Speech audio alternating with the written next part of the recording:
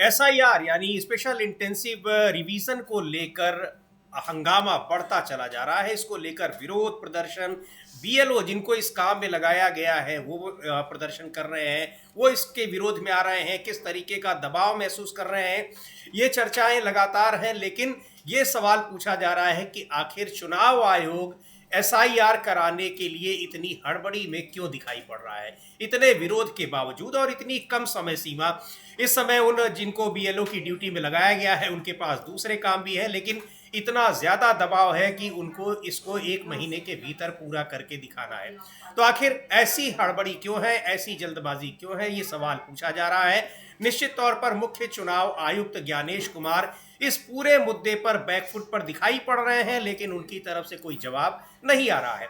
पश्चिम बंगाल में आज बीएलओज बड़ी संख्या में वहां विरोध प्रदर्शन कर रहे हैं, राजधानी कोलकाता में और देश के दूसरे हिस्सों में भी जहां जहां एसआईआर की घोषणा की गई है, जिन 12 राज्यों में भी, वहां भी बीएलओज की तरफ से विरोध प्रदर्शन आ रहे हैं। और कई जगहों से तो बीएलओज पर इतना दबाव डाला जा रहा है कि बीएलओ इस्तीफा देने तक को तैयार है और यहाँ जो अपने काम को यानी इस दबाव के आगे नहीं झुक रहे हैं उनके खिलाफ एफआईआर तक दर्ज हो रही है।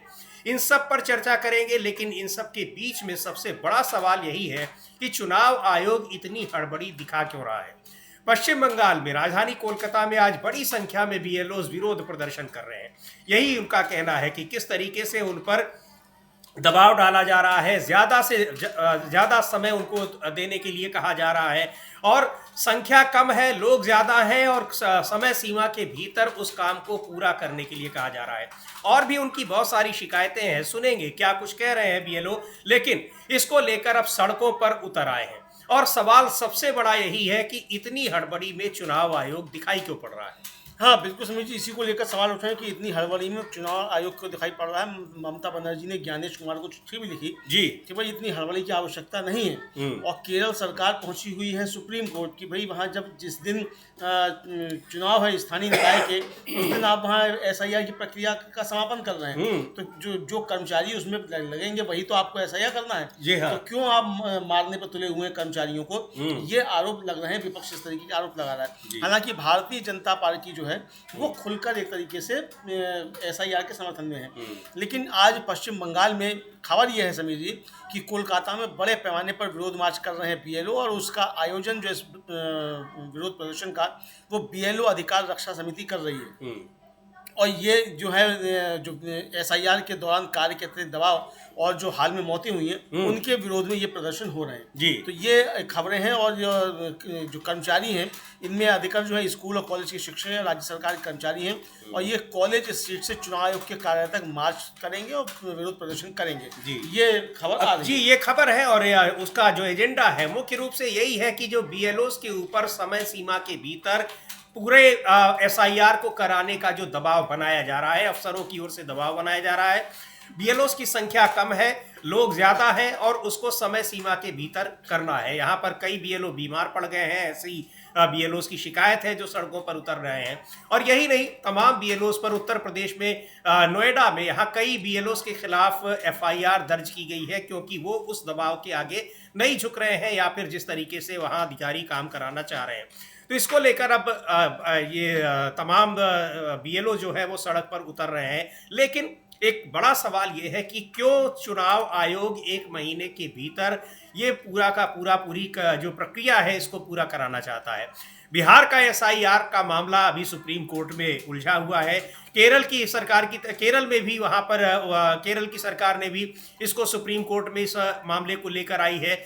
यहाँ पर यानी सब जुडिस मामला भी है, इसको कहा जाएगा। हालांकि बिहार में तो पूरी प्रक्रिया पूरी करा ली चुनाव आयोग ने, लेकिन जो 12 राज्य हैं उनमें कुछ ही राज्य ऐसे हैं जिनमें अगले साल चुनाव होने हैं।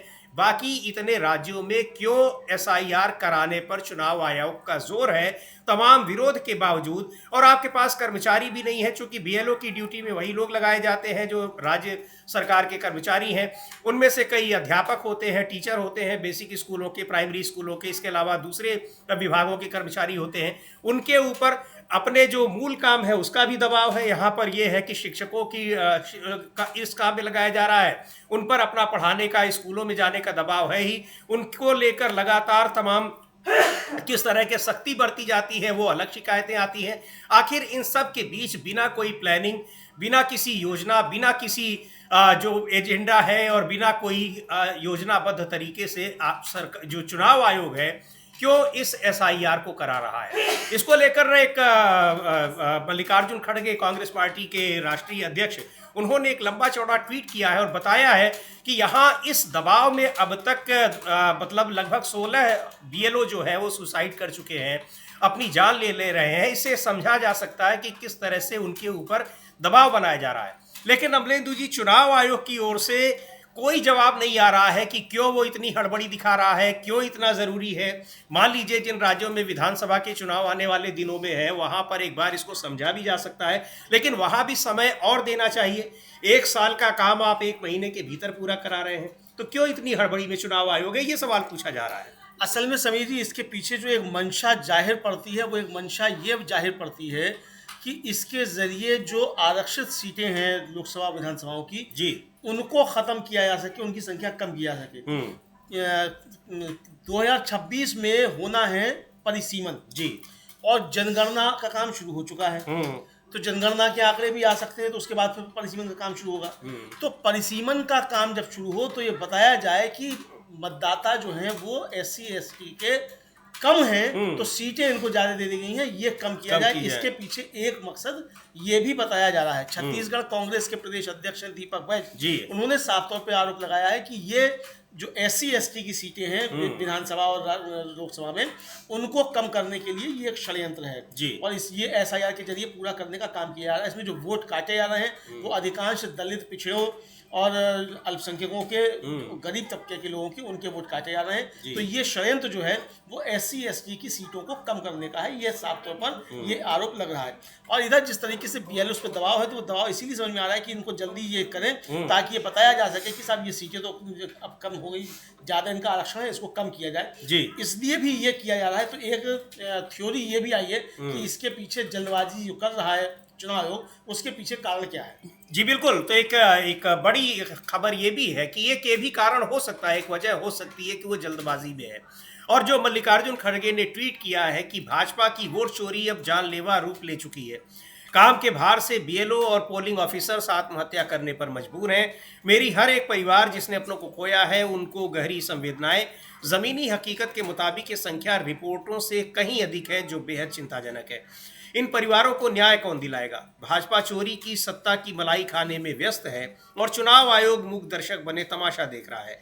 हड़बड़ी में बिना प्लानिंग के जबरन SIR लागू करना नोटबंदी और कोरोना लॉकडाउन की याद दिलाता है। सत्ता का दुरुपयोग कर संस्थानों से आत्महत्या करवाना, संविधान की धज्जियां उड़ाना और लोकतंत्र को दुर्बल बनाना भाजपा की सत्ता की भूख का नतीजा है। अब बस अगर अभी भी हम नहीं जागे तो लोकतंत्र के आखिरी स्तंभ को गिरने से कोई नहीं बचा सकता। जो लोग SIR और वोट चोरी पर चुप हैं वो इन निर्दोष BLOs की मृत्यु के कसूरवार हैं। आवाज उठाइए, लोकतंत्र बचाइए। और इन सब चीज़ों को लेकर एक बड़ा कैंपेन शुरू किया गया है कांग्रेस पार्टी की तरफ से, इंडिया गठबंधन की तरफ से। 14 दिसंबर को दिल्ली में एक बड़ी रैली का आयोजन किया गया है। और इधर आज BLO जो है वो पश्चिम बंगाल में राजधानी कोलकाता में प्रदर्शन कर रहे हैं, विरोध प्रदर्शन कर रहे हैं। इसको लेकर एक चीज़ और भी है, उसमें जो मल्लिकार्जुन खड़गे ने जो ट्वीट किया है उसमें कुछ खबरों की कटिंग उन्होंने अमलेंदु जी लगाई है और उसकी हेडिंग है कि SIR 19 दिन में 6 राज्यों में 16 BLO की मौत। गुजरात, मध्य प्रदेश में 4-4, पश्चिम बंगाल में 3, राजस्थान में 2, तमिलनाडु, केरल में 1-1। और वो उन खबरों का पूरी सूची दी है। लगातार ये खबरें आ रही हैं सभी राज्यों से, जिन 12 राज्यों में SIR कराने की घोषणा की है चुनाव आयोग ने। तो ये सवाल बार बार उठ रहे हैं कि आखिर क्यों इतनी जल्दबाजी में चुनाव आयोग है। हाँ बिल्कुल, इसलिए सवाल उठ रहे हैं कि इतनी जल्दबाजी चुनाव आयोग को किस लिए है और ये आखिर कराना है इतनी जल्दबाजी में क्यों चाहता है, ये है। इसको लेकर समीर जी, राहुल गांधी ने भी कल मोर्चा खोला और राहुल गांधी ने भी कहा कि SIR के नाम पर देश भर में जो है वो अफरा तफरी मचा दी है और 3 हफ्तों में 16 BLO की जान चली गई है। हार्ट अटैक, तनाव, आत्महत्या और SIR को सुधारनी बल्कि थोपा हुआ जुल्म है, ये साफ तौर पर राहुल गांधी ने कहा है। तो राहुल गांधी ने भी इसको लेकर हमला बोला है, तृणमूल कांग्रेस इसको लेकर हमला बोला है, अखिलेश यादव ने एसआईआर को लेकर हमला बोला साफ तौर पर। हाँ। अखिलेश यादव ने साफ तौर पे कहा कि हर कॉन्स्टिट्यूंसी से 50,000 के आसपास जो है वोट काट दिए जाएंगे। जी। ये भी कहा। महुआ मोइत्रा ने जो एक बीएलओ ने अपनी जान ले ली, उसके लिए सीधे सीधे ज्ञानेश कुमार को जिम्मेदार ठहराया है। जी। और उनकी भी वो हम लोग सुनेंगे, हालांकि अंग्रेजी में बैठे लेकिन फिर भी हम लोग सुनेंगे। राहुल गांधी ने जो लिखा है वो काफी ज्यादा महत्वपूर्ण। जी बिल्कुल, राहुल गांधी ने जो लिखा है और महुआ मोइत्रा जो कह रही है, चूंकि आज बीएलओ इतना ज्यादा दबाव है कि उनको सड़कों पर उतरना पड़ा है। पश्चिम बंगाल में कोलकाता में एक बड़ा विरोध प्रदर्शन हो रहा है बीएलओ की तरफ से, यानी जो बूथ लेवल ऑफिसर हैं जिनको इस एसआईआर की मूल रूप से जिनको जिम्मेदारी दी गई है, क्योंकि उनके ऊपर तो सभी ऑफिसर हैं और सब उनके ऊपर दबाव उन्हीं के ऊपर बना रहे हैं ऊपर से, यानी चुनाव आयोग का दबाव निचले अधिकारियों पर होगा और सारा का सारा जो दबाव है वो आता है बीएलओस पर, अमलेंदु जी की उनको कैसे इसको जल्दी से जल्दी पूरा करना है। अब इतने ज्यादा इतने लोगों के बीच में बीएलओ कैसे जा पाएगा? इतनी जल्दी हर एक के घर में जाना है, एक एक मतदाता की पहचान करना है, आसान नहीं है और समय मांग रहे हैं, लेकिन वो समय नहीं दिया जा रहा है। तो सुनेंगे महुआ मोइत्रा ने क्या कहा है, लेकिन राहुल गांधी ने जो ट्वीट किया है बहुत ही महत्वपूर्ण है, उसको एक बार देखते हैं। राहुल गांधी लिख रहे हैं कि एसआईआर के नाम पर देश भर में अफरा तफरी मचा रखी है। नतीजा 3 हफ्तों में 16 बीएलओ की जान चली गई। हार्ट अटैक, तनाव, आत्महत्या। एसआईआर कोई सुधार नहीं, थोपा गया जुल्म है। ईएसआई ने यानी चुनाव आयोग ने ऐसा सिस्टम बनाया है जिसमें नागरिकों को खुद को तलाशने के लिए 22 साल पुरानी मतदाता सूची के हजारों स्कैन पन्ने पलटने पड़े। मकसद साफ है, सही मतदाता थक कर हार जाए और वोट चोरी बिना रोक टोक जारी रहे। भारत दुनिया के लिए अत्याधुनिक सॉफ्टवेयर बनाता है, मगर भारत का चुनाव आयोग आज भी कागजों का जंगल खड़ा करने पर ही अड़ा है। अगर नीयत साफ होती तो लिस्ट डिजिटल, सर्चेबल और मशीन रीडेबल होती और चुनाव आयोग 30 दिन की हड़बड़ी में अंधाधुंध काम ठेलने के बजाय उचित समय लेकर पारदर्शिता और जवाबदेही पर ध्यान देता। एसआईआर एक सोची समझी चाल है जहां नागरिकों को परेशान किया जा रहा है और बीएलओस की अनावश्यक दबाव से मौतों को कोलेट्रल डैमेज मानकर अनदेखा कर दिया है। ये नाकामी नहीं, षड्यंत्र है, सत्ता की रक्षा में लोकतंत्र की बलि है। ये लिख रहे हैं राहुल गांधी और उन्होंने भी वही जो इस एसआईआर को लेकर और उस दबाव में आकर कैसे बीएलओ अपनी जान दे रहे हैं उन खबरों को टैग किया हुआ है। तो एक बड़ा सवाल ये है कि क्यों इतनी हड़बड़ी की जा रही है। और सुनते हैं महुआ मोइत्रा को क्या कहा है उन्होंने कि किस तरीके से दबाव की वजह से जो बीएलओज हैं वो बीमारी के शिकार हो रहे हैं, परेशान हो रहे हैं और यहाँ तक उनको मजबूर होना पड़ रहा है कि अपनी जान दे रहे हैं। महुआ मोइत्रा को सुनते हैं क्या कह रही हैं। पूछ रही है मुख्य चुनाव आयुक्त ज्ञानेश कुमार से कौन उसका जिम्मेदार होगा, लेकिन और सीधे वो जो वहां पर अपनी जान देने वाली बीएलओ है उन्होंने चुनाव आयोग को जिम्मेदार ठहराया है और इसीलिए महुआ मोइत्रा पूछ रही हैं सवाल कि आखिर कौन देगा जवाब इन चीज़ों का। ये हड़बड़ी क्यों है? आप अचानक इस तरीके से इतनी जल्दबाजी में क्यों ये काम करा रहे हैं? उसके लिए आप समय क्यों नहीं दे रहे हैं? लेकिन यहाँ जवाब नहीं आ रहा है चुनाव आयोग की ओर से किसी सवाल का, विपक्षी नेताओं की किसी सवाल का जवाब नहीं आ रहा है। लेकिन इन सवालों का जवाब अमलेंदु जी बीजेपी के नेता भी नहीं दे रहे हैं कि इतना जो दबाव बनाया जा रहा है कि उसको लेकर वो सामने आए चुनाव आयोग के बचाव में। हाँ, चुनाव के बचाव में सामने आए वो नहीं आ रहे हैं, लेकिन हाँ समझिए एक बात जरूर हो रही है जी कि कुछ ट्रोल्स जो हैं बीजेपी के वो भी अब सवाल उठाने लगे कि आखिर क्या मसला है भाई, इतनी जाने जा क्यों रही है, आखिर दबाव क्या है। यानी अभी समझ में आने लगा है कि अब जनता जो है बीजेपी के जबरदस्त तरीके से खिलाफ हो रही है, इतनी जाने जा रही है। सबको ये लग रहा है कि बीजेपी ही करा रही है, नरेंद्र मोदी करा रहे हैं। ज्ञानेश कुमार को कोई नहीं जानता कि ज्ञानेश कुमार क्या है क्या नहीं, सबको ये लगता है आम जनता को कि नरेंद्र मोदी और बीजेपी करा रही है। तो बीजेपी के खिलाफ एक माहौल बन रहा है, तो इसलिए बैकफुट पर आना भी जो है वो शुरू हो गए हैं ट्रोल्स जो हैं। अभी तक एसआईआर के जो थे समर्थक जो थे वो ट्रोल्स भी जो वो इसके खिलाफ जो है थोड़ा थोड़ा बोलना शुरू किए और लगता है ये समझिए कि अगर ये आंदोलन बढ़ेगा तो इसके काफी ज्यादा दुष्प्रभाव बीजेपी के ऊपर हो सकते हैं। अभी मैं देख रहा था कि यहाँ नोएडा में ही जो है 100 से ऊपर बीएलओस के ऊपर एफआईआर दर्ज कराई गई। जी जेवर में वहां करा दी गई है, गाजियाबाद में हुई है। इस तरीके से एक वो वीडियो, गाजियाबाद में एक अध्यापक है, महिला है, उन्होंने इस्तीफा दे दिया है। ये खबर भी आ रही है, ये खबर भी आ रही है। तो इस तरीके से जो चीजें आ रही हैं तो ये साफ तौर पे देखा जा सकता है कि ये माहौल अब बीजेपी के खिलाफ काफी ज्यादा बनता हुआ चला जा रहा है। यानी कराया तो इसलिए जा रहा था कि जो बीजेपी विरोधी वोट हैं उनको काटा जा सके। हाँ। लेकिन ये मामला उल्टा पड़ता हुआ नजर आ रहा है और मामला पूरा जो है वो बीजेपी के खिलाफ बनता चला जा रहा है। जी बिल्कुल, और ये कई राज्यों में, जहां 12 राज्यों में घोषणा कराई है चुनाव आयोग ने एसआईआर की आने की, उन सभी जगहों से इस तरह की खबरें आ रही हैं। पश्चिम बंगाल हो, चाहे मध्य प्रदेश हो, चाहे दूसरे राज्य हो, लगातार इस तरह से, केरल से, यहाँ पर कि कैसे दबाव बनाया जा रहा है। उत्तर प्रदेश में बीएलओस के ऊपर दबाव बनाया जा रहा है और वो इस दबाव में काम करने को मजबूर हैं, क्योंकि उन्हें अपनी नौकरी का संकट है। इसके चक्कर में वो किस तरीके से परेशान हो रहे हैं, ये सारे सवाल उठ रहे हैं। कल्याण बनर्जी हैं, तृणमूल कांग्रेस के नेता, सांसद, उन्होंने भी चुनाव आयोग से पूछा है, सवाल पूछा है कि आखिर कौन जिम्मेदार है, क्यों इतनी हड़बड़ी चुनाव आयोग दिखा रहा है। देखते हैं, उनका ट्वीट भी है, उन्होंने एक लंबा चौड़ा ट्वीट किया है, सवाल पूछा है कि मुख्य चुनाव आयुक्त जिस तरह से एसआईआर के प्रोसेस को हैंडल कर रहे हैं, उससे पूरे बंगाल में आम लोगों और बीएलओस पर बहुत ज़्यादा दबाव पड़ा है। अब तक 43 लोग सीधे तौर पर इससे प्रभावित हुए हैं। ये एक दुखद संख्या है, जिसमें 20 लोगों की आत्महत्या से मौत, 3 लोगों ने आत्महत्या की कोशिश की, 6 लोग गंभीर रूप से बीमार पड़े और कई दूसरे लोग जो बहुत ज़्यादा डर और तनाव में मर गए। एयर कंडीशनड ऑफिस में आराम से बैठकर इस तकलीफ की असली हद को समझना मुश्किल है। बीएलओस पर कितना ज़्यादा काम का बोझ डाला जा रहा है, ये तभी समझा जा सकता है जब वे दूर दराज के गांव में जाएं, जहां ये मुश्किलें हर दिन सामने आती हैं। बीएलओस पूरा दिन फॉर्म बांटने में बिताते हैं और देर रात तक उन्हें अपलोड करने की कोशिश करते रहते हैं। अक्सर ऐसे इलाकों में जहां कोई सर्वर एक्सेस नहीं है, कोई इंटरनेट कनेक्टिविटी नहीं है और बहुत कम सपोर्ट मिलता है। कुछ जगहों पर, जिसमें मिस्टर शुभेंदु को अपना चुनाव क्षेत्र भी शामिल है, शुभेंदु अधिकारी की बात कर रहे हैं, जी हाँ, पंचायत ऑफिसों में बेसिक एडमिनिस्ट्रेटिव काम भी कथित तौर पर रुका हुआ है।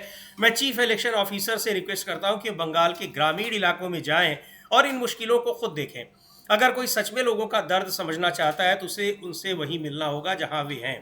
जहां तक पॉलिटिकल माहौल की बात है, प्रधानमंत्री नरेंद्र मोदी और श्री अमित शाह को चुनाव से पहले जितनी बार चाहें बंगाल आने दें, क्योंकि बंगाल के लोग अपना जवाब देने में पूरी तरह सक्षम हैं।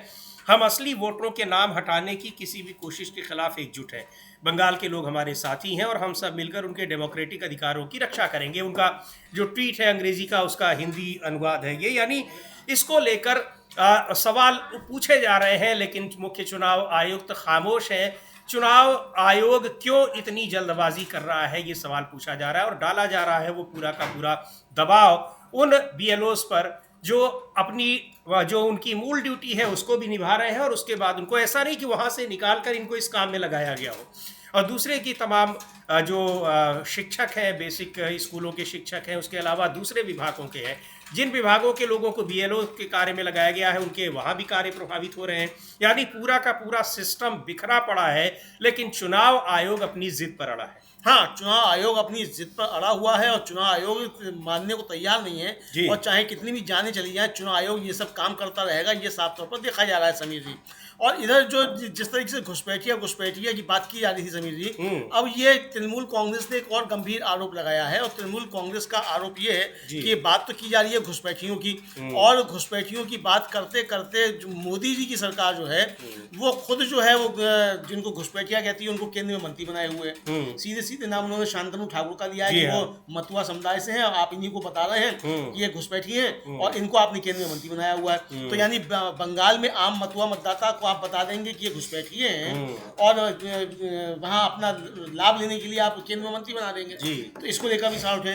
दूसरा, ऑल इंडिया तृणमूल कांग्रेस जो है उसने एक ट्वीट किया है और उस ट्वीट में समीर जी उसने साफ साफ कहा है कि एसआईआर का जो प्रोसेस हो रहा है ये सब इलेक्शन कमीशन के जो काम है उसका सीधा तौर पर उसका नतीजा है कि लोगों ने अपनी हिम्मत हार दी है और बीजेपी जो है बिना किसी हिचकिचाहट के अपनी मर्जी जो पूरी कर रही है चुनाव आयोग के जरिए। तो हम लोग देख सकते हैं कि क्या है तृणमूल कांग्रेस का ट्वीट जो अंग्रेजी में आप उसे हिंदी में बता सकते हैं। जी बिल्कुल, वो ट्वीट है एसआईआर प्रोसेस के आसपास जो अफरा तफरी है वो सीधे तौर पर उस इलेक्शन कमीशन का नतीजा है जिसने अपनी हिम्मत हार दी है और अब बिना किसी हिचकिचाहट के बीजेपी के मर्जी पूरी कर रहा है।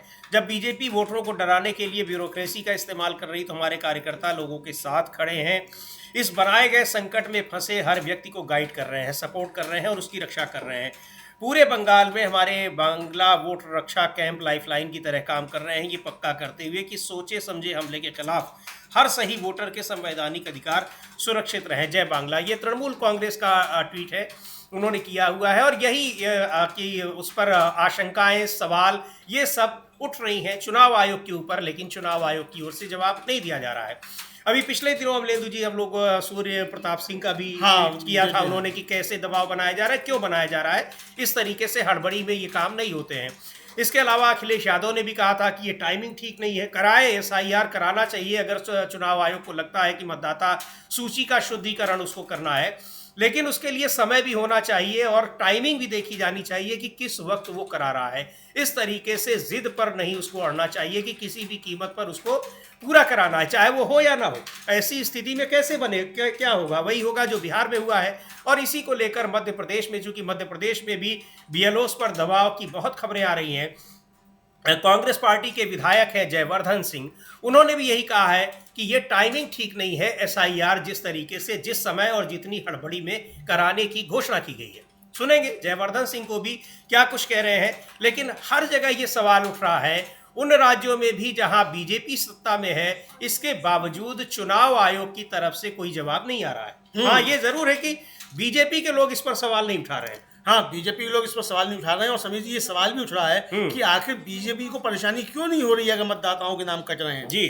तो इसका मतलब कि कुछ ना कुछ मामला सेट है बीजेपी का चुनाव के साथ। यही सवाल विपक्ष उठा रहा है।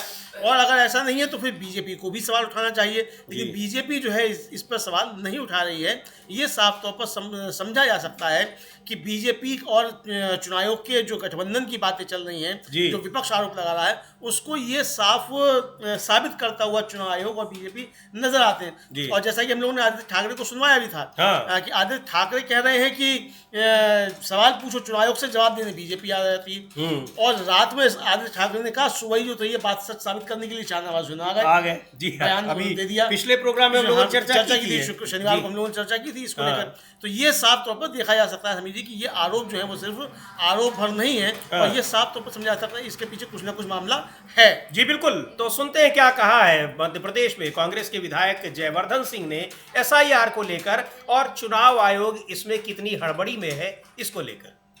समय लोगों के पास तमाम काम है, स्कूल के अध्यापकों के पास भी पढ़ाने का काम है, बहुत सारी चीज़ें हैं।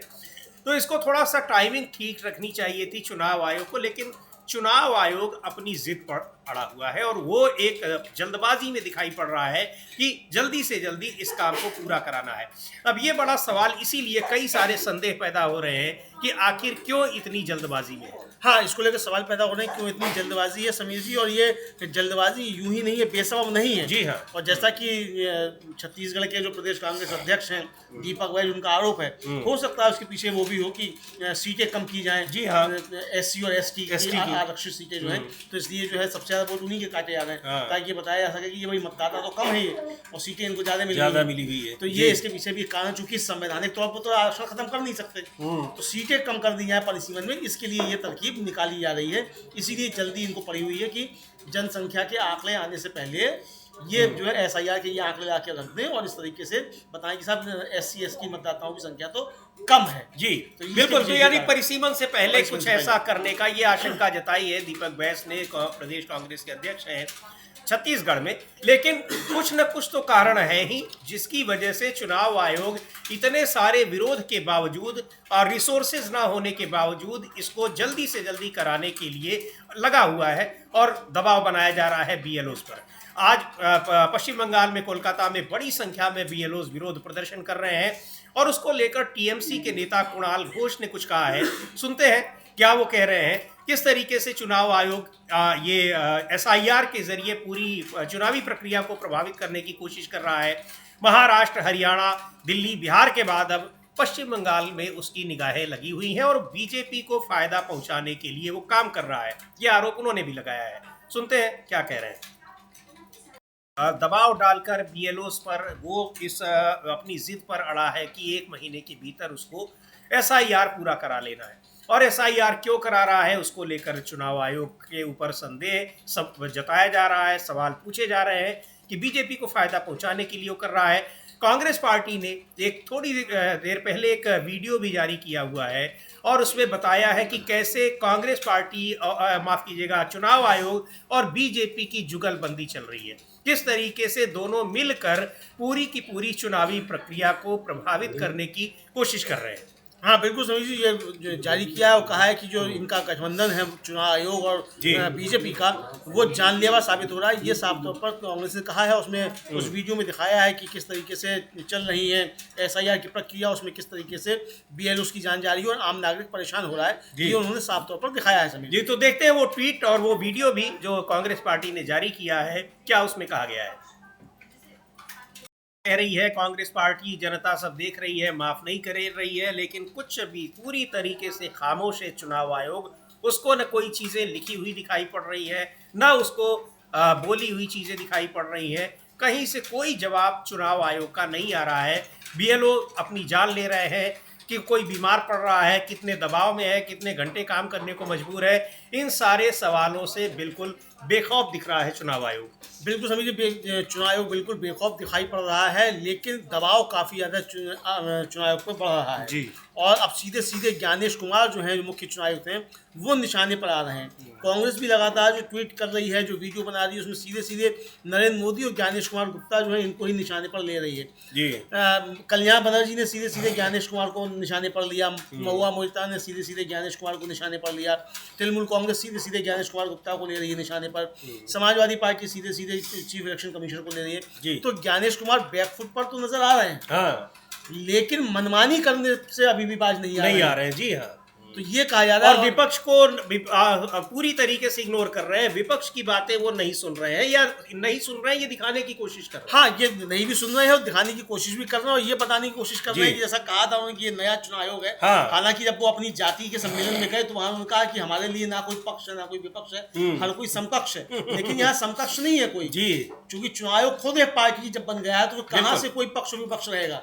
तो चुनाव आयोग तो खुद एक पार्टी बना हुआ है, विपक्ष का यही आरोप है समीर जी। बिल्कुल, चुनाव आयोग एक पक्ष बना हुआ है। पूरा का पूरा विपक्ष ये आरोप लगा रहा है कि बीजेपी के साथ मिलकर वो पूरी चुनावी प्रक्रिया को प्रभावित कर रहा है, बदल रहा है, बीजेपी के पक्ष में वो तैयार कर रहा है। लेकिन चुनाव आयोग खामोश है, कोई जवाब इन सवालों का नहीं दे रहा है। तमाम तथ्य, तमाम प्रमाण दिए जा रहे हैं चुनाव आयोग के सामने, लेकिन विपक्ष भी इसको लेकर एक बड़े आंदोलन की तैयारी में है। 5 करोड़ हस्ताक्षर जुटाए हैं कांग्रेस पार्टी ने वोट चोरी को लेकर, एसआईआर को लेकर, और अब 14 दिसंबर को दिल्ली में एक बड़ी रैली करने की तैयारी है। सुनते हैं क्या कहा है उत्तर प्रदेश कांग्रेस कमेटी के पूर्व अध्यक्ष और इस समय ओडिशा के प्रभारी हैं अजय कुमार लल्लू। इस पूरे कार्यक्रम के बारे में बता रहे हैं किस तरीके से वोट चोरी और एसआईआर के खिलाफ एक बड़ा प्रदर्शन किया जाएगा दिल्ली में। सुनते हैं उनको क्या कह रहे हैं। एक बड़ी रैली होगी, विरोध इसके खिलाफ, चुनाव आयोग के खिलाफ, एसआईआर और वोट चोरी, सारे मुद्दों को लेकर। और ये जो 5 करोड़ हस्ताक्षर तैयार किए गए हैं, ये भी राष्ट्रपति को सौंपे जाएंगे। अमलेंदु जी, क्या कुछ और जानकारी इसके बारे में? हाँ, ये 5 करोड़ हस्ताक्षर सौंपे जाएंगे और ये कांग्रेस ने हस्ताक्षर इकट्ठा करना शुरू कर दिए हैं। जी। जगह जगह राज्यों से उनकी कमेटियां जो आकर हस्ताक्षर दिल्ली में सौंप रही हैं। अकेले पंजाब से ही 27 लाख आए हैं, तमिलनाडु से बड़ी संख्या में हस्ताक्षर आए हैं। तो लगभग 5 करोड़ हस्ताक्षर सौंपे जाएंगे और 14 दिसंबर को ये महारैली जो है एसआईआर के खिलाफ और चुनाव आयोग के खिलाफ होगी, वोट चोरी के खिलाफ होगी। जी। ये अब तक आ गया है तो राहुल गांधी भी इसको संबोधित करेंगे। अलग अलग राज्यों में इसको लेकर एक बड़ा कैंपेन चल ही रहा है, प्रदर्शन भी हो रहे हैं और ये हस्ताक्षर अभियान भी चल रहा है। ये हस्ताक्षर सौंपे जाएंगे राष्ट्रपति को और बड़ी रैली होगी। इसको लेकर कांग्रेस पार्टी के अलग अलग राज्यों में इसको अलग अलग तरीके से तैयारी हो रही है और एक बड़ी रैली की यहाँ पर उसकी रूपरेखा तय की गई है। मध्य प्रदेश के पूर्व मुख्यमंत्री हैं दिग्विजय सिंह, वो क्या कह रहे हैं इसको लेकर, और कांग्रेस पार्टी का जो एक कैंपेन है, अभियान है एसआईआर और वोट चोरी को लेकर, उस पर उन्होंने क्या कहा है, सुनते हैं। तैयारी हो रही है, 26 नवंबर को भी एक बड़ी बैठक बुलाई गई है और 14 दिसंबर को तो बड़ी रैली का आयोजन किया ही गया है। तो बड़ी महत्वपूर्ण तारीख है अमलेंदु जी 26 नवंबर की। और एसआईआर पर सुनवाई भी है। हालांकि कई बार उसका जिक्र आते ही हंसी भी आने लगती है कि जिस पर सुनवाई होनी है कि उसको कराने का अधिकार चुनाव आयोग को है या नहीं है, उसकी संवैधानिकता पर सुनवाई हो रही है और उसी के एसआईआर के आधार पर चुनाव आयोग ने मतदाता सूची भी बना दी और चुनाव भी करा दिए, परिणाम भी आ गया। बिल्कुल बिल्कुल, परिणाम भी आ गया, सरकार भी बन गई। हाँ, और वही परिणाम आए जिसकी आशंका जताई जा रही थी। यही आरोप लग रहा था कि एसआईआर कराया ही इसलिए जा रहा है ताकि बीजेपी की सरकार बनवाई जाए। जी हाँ, वो बन गई, लेकिन बीजेपी की सरकार बनने के बाद भी बीजेपी को चैन नहीं मिल पा रहा, वो एक अलग मसला है। हाँ। कराया भी इतना सब व्यवस्था कराई, ज्ञानेश कुमार जी के जरिए एसआईआर की व्यवस्था करवाई गई और उसके बावजूद सरकार जो है वो मुख्यमंत्री बन गए नीतीश कुमार। नीतीश पे भी हम लोग आएंगे, वहां से भी बहुत खबरें हैं, बिहार से भी। लेकिन भूपेंद्र सिंह हुड्डा जो कांग्रेस के नेता हैं, हरियाणा के पूर्व मुख्यमंत्री हैं, उन्होंने भी जो हरियाणा में चुनाव हुआ था उसको लेकर सवाल उठाया। उन्होंने बताया कि राहुल गांधी ने किस तरीके से बताया था कि हरियाणा में वोटों की चोरी हुई है। उन्होंने सवाल उठाया है कि रात के 9:45 तक और 61.09% मतदान था, तो ये 65.56 पे 67.90 तक कैसे पहुंच गया? 7% बढ़ गया। ये 7% में ही सारा खेल हो गया। बिल्कुल, खेल तो 1% में ही हुआ है। हाँ, लेकिन ये वोट 7% बढ़ा गया। तो यही जो है वोटों की चोरी जो कही जा रही है, वोटों की चोरी असली यही है। भूपेंद्र सिंह हुड्डा ने सीधे आरोप लगाया। तो सुनते हैं क्या कहा है हरियाणा के पूर्व मुख्यमंत्री भूपेंद्र सिंह हुड्डा ने चुनाव में किस तरह से धांधली हुई है, चुनाव आयोग और बीजेपी की मिली भगत से, उसको लेकर की गई सीधे सीधे आरोप। और आरोप पहली बार नहीं है, लगातार लगाए जा रहे हैं। बहुत सारे वहाँ पर तथ्य पेश किए गए हैं, उनको कोर्ट में भी चुनौती दी गई है, लेकिन चुनाव आयोग नहीं सुन रहा है। तो अब चुनाव आयोग को सुनाने के लिए सड़कों पर उतरने की तैयारी हो रही है और बड़ी रैली अब 14 दिसंबर को कांग्रेस पार्टी ने आयोजित की है दिल्ली में। इसको लेकर बड़ा अभियान चल रहा है और लगातार इंडिया गठबंधन के घटक दलों के जो तमाम दूसरे नेता हैं वो भी इस वोट चोरी को लेकर काफ़ी मुखर हैं और एसआईआर को लेकर भी चुनाव आयोग पर तमाम सवाल उठा रहे हैं। किस तरीके से बीएलओस पर दबाव बनाया जा रहा है और चुनाव आयोग जल्दबाजी में दिखाई पड़ रहा है।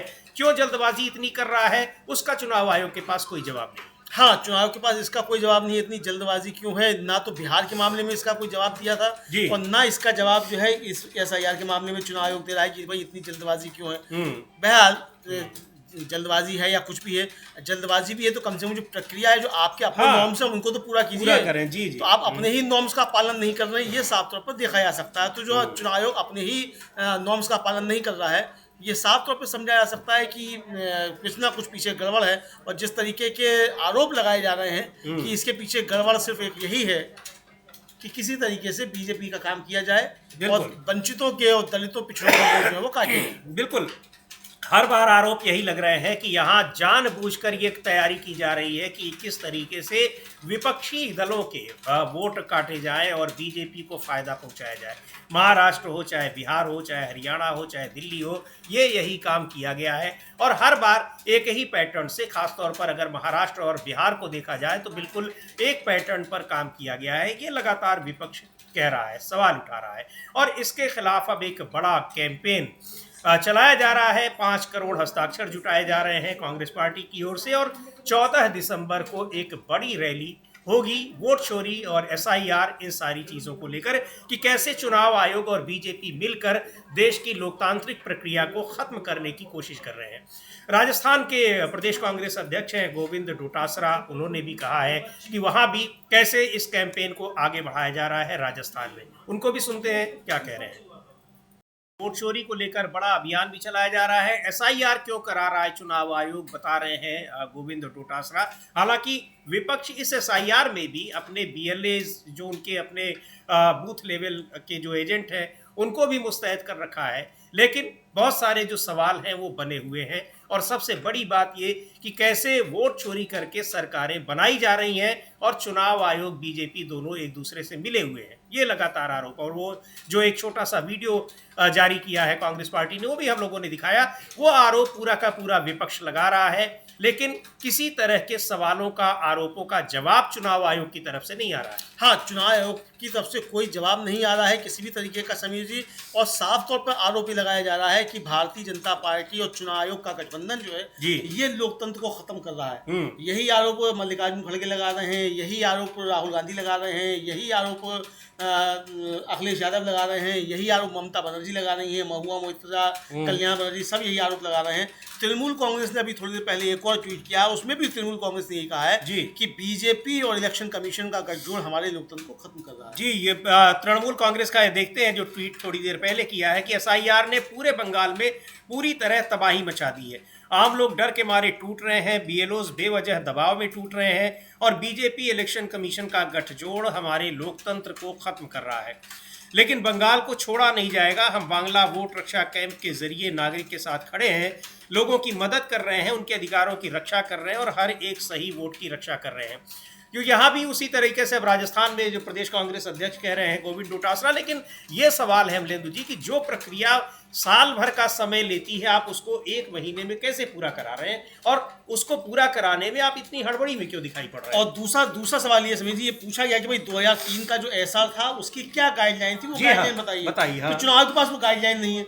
2003 की मतदाता सूची है, लेकिन वो मतदाता सूची किस गाइडलाइन पे बनी वो गाइडलाइन नहीं है। हाँ, ये अपनी ही गाइडलाइन नहीं है। नहीं है। इसलिए भी सवाल उठ रहे हैं। तो विपक्ष सीधे सीधे आरोप लगा रहा है कि भारतीय जनता पार्टी का एजेंडा पूरा करने के लिए इसको किया जा रहा है। जो बात दीपक बैच कह रहे थे लगभग वैसी ही मिलती जुलती बात गोविंद डोटासरा कह रहे हैं कि अल्पसंख्यकों के और आदिवासियों के SC/ST के वोट काटे जा रहे हैं। तो ये समीजी देखने में आएगा जब एसआईआर की फाइनल लिस्ट आएगी, ये बात देखने में आएगी भी। तो ऐसा लगता है चूंकि जिस तरह की सूचनाएं आ रही हैं, हो सकता है कि इस तरह की सूचनाएं गलत तो विपक्ष के आरोप भी हों, लेकिन अगर विपक्ष के आरोप भी हैं तो ये सवाल तो बनता ही भाई आज इतनी हड़बड़ी आपको क्यों है? नहीं, बिहार में तो आए ही अमलेंदु जी, जो सवाल उठ रहे थे वो सामने दिखाई पड़े। आपने कहा विदेशियों को, घुसपैठियों को बाहर करेंगे, एक भी नाम आपको नहीं पता लगा। लेकिन ये खबरें आ रही हैं कि जहां मजबूत था विपक्षी बूथ, वहां से लोगों के नाम काट दिए गए।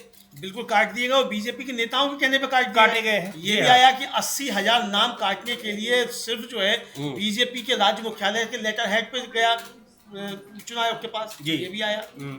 तो ये इस तरीके तो इसका मतलब कि आपके ऊपर जो आरोप लग रहे हैं वो कुछ ना कुछ आरोप लग रहे हैं। बीएलओस की जो जांच जारी है इसको लेकर जो दिग्विजय सिंह है उन्होंने भी फिर कुछ कहा है कि किस तरीके से बीएलओस को परेशान किया जा रहा है, वो भी हम लोग बिल्कुल। चूंकि मध्य प्रदेश में भी बीएलओस पर दबाव की लगातार खबरें आ रही हैं, वहां भी बीएलओ जान दे रहे हैं अपनी।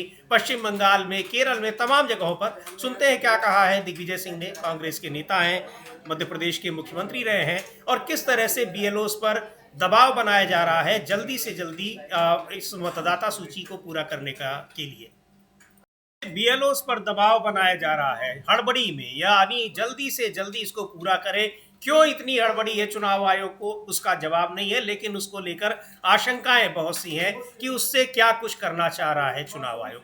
और इधर बात करते हैं बिहार में, वहां पर नई नीतीश कुमार की सरकार बनी है, लेकिन सरकार बनने के बाद भी जो पहले से लगातार दोनों बीजेपी और जेडीयू में जो कुछ चल रहा था वो अभी धीरे धीरे और वो खाई बढ़ती जा रही है, गहराता जा रहा है।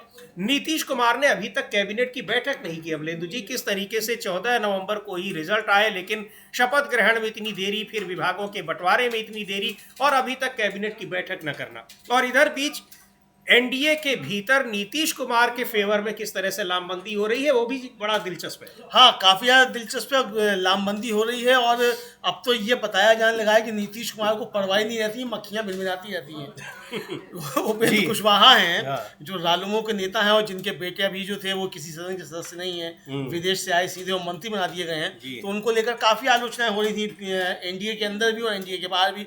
अब उन्होंने एक बड़ा मजेदार ट्वीट किया है समीर जी ने। अब ये उस प्रकरण पे कहा है या उन्होंने कहा है कि नीतीश कुमार को लेकर जो बीजेपी के लोग करते रहते हैं उस पर ये तो उपेंद्र कुशवाहा ने क्या कहा है, लेकिन ये काफी कुछ संकेत दे रहा है कि एनडीए में चल क्या रहा है। बिल्कुल, वो एक संदेश दे रहे हैं कि बीजेपी चाहे कुछ भी करे, नीतीश कुमार के पास दांव पेच की कमी नहीं है। लिख रहे हैं उपेंद्र कुशवाहा कि कभी कभी बड़ों के द्वारा कही गई बातों को याद करना चाहिए। आज न जाने क्यों बड़े भाई श्री नीतीश कुमार जी की एक पुरानी बात याद आ गई, सोचा आपसे भी शेयर करूं।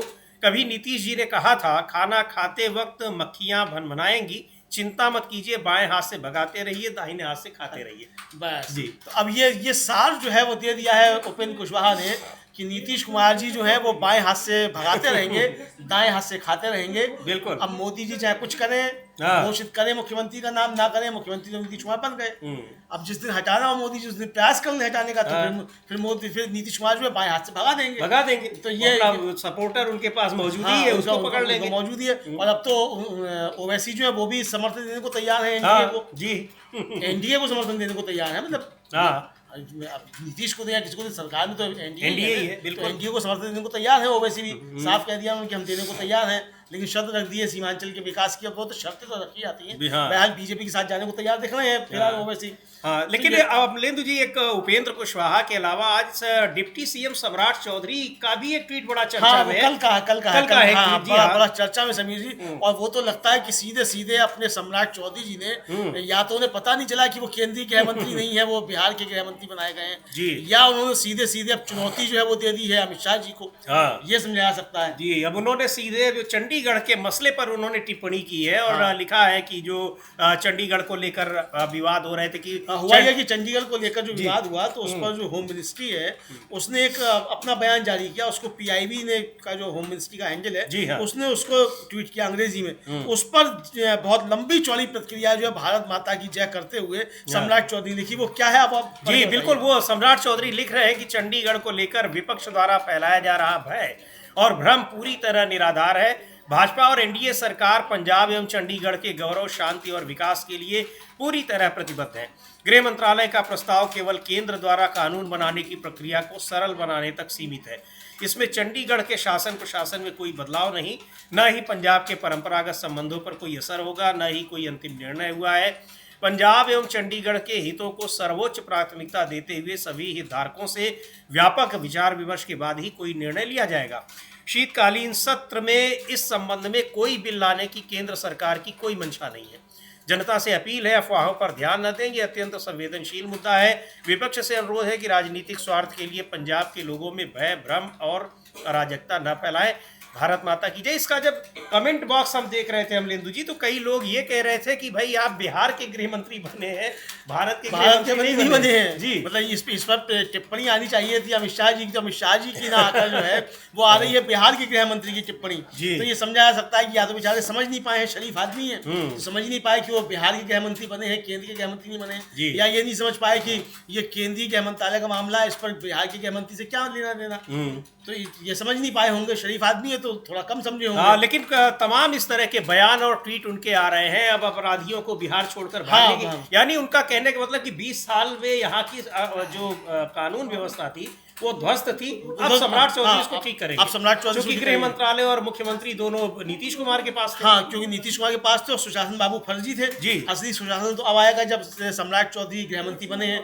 अब अभी तो आएगा तो इससे पहले और दूसरे भी जो डिप्टी सीएम हैं वो भी जो थे चुनाव के दिन कहते उसने याद है कि गुंडाराज है। हाँ। तो ये तो खुद भाजपा के जो डिप्टी सीएम है वो बता रहे हैं कि 20 साल तक गुंडाराज था जिसमें बीजेपी शामिल थी। जी, यही तो कहना चाहते हैं फिर। तो अब ठीक हो जाएगा। अब बिहार से अपराधियों को जो है बिहार छोड़कर भागना पड़ेगा, क्योंकि अब सम्राट चौधरी गृह मंत्री बनकर आ गए। नीतीश कुमार तो मुख्यमंत्री थे हैं और रहेंगे। हाँ। इससे कोई फर्क नहीं पड़ता। बिल्कुल, सरकार तो इनको चलानी है। सरकार तो इनको चलानी है, तो मुख्यमंत्री नीतीश कुमार थे हैं और रहेंगे। अपराधी अब भाग जाए, चूंकि अब गृह मंत्री जो है वो सम्राट चौधरी। जी बिल्कुल। तो बिहार में सरकार, एनडीए की सरकार के भीतर अभी भी क्या कुछ चल रहा है, स्पीकर को लेकर अभी भी फैसला नहीं हुआ है और गृह मंत्रालय छीनने के बाद नीतीश कुमार एक बार फिर स्पीकर के पद पर बिल्कुल अड़े हुए हैं। हाँ, स्पीकर के पद पर एकदम अड़े हुए हैं और अभी तक तय नहीं हो पाया है। और स्पीकर पे अगर बीजेपी अड़ी जी तो फिर बीजेपी खड़ी रह जाएगी ताकती हुई। ये भी है फिर। हाँ बिल्कुल, उपेंद्र कुशवाहा अपने ट्वीट में बताई दिया कि हाँ, नीतीश कुमार के पास बहुत सारे ऑप्शन है। वो कह रहे हैं कि दाएं हाथ से खाते रहो, बाएं हाथ से भगाते रहो। जी। तो बाएं हाथ से भगा देंगे फिर और बीजेपी ताकती रह जाएगी। तो बिल्कुल इससे, हाँ, बिहार में बहुत कुछ चल रहा है सरकार बनने के बाद भी, बम्पर मेजॉरिटी के बाद भी, और अभी बीजेपी और जेडीयू के बीच खींचतान बनी हुई है स्पीकर के पद को लेकर। लेकिन जो इस समय सबसे बड़ा मुद्दा है वो है एसआईआर और वोट चोरी, जिसको लेकर विपक्ष हमलावर है चुनाव आयोग पर और सरकार उसमें, केंद्र सरकार घिरी हुई नजर आ रही है।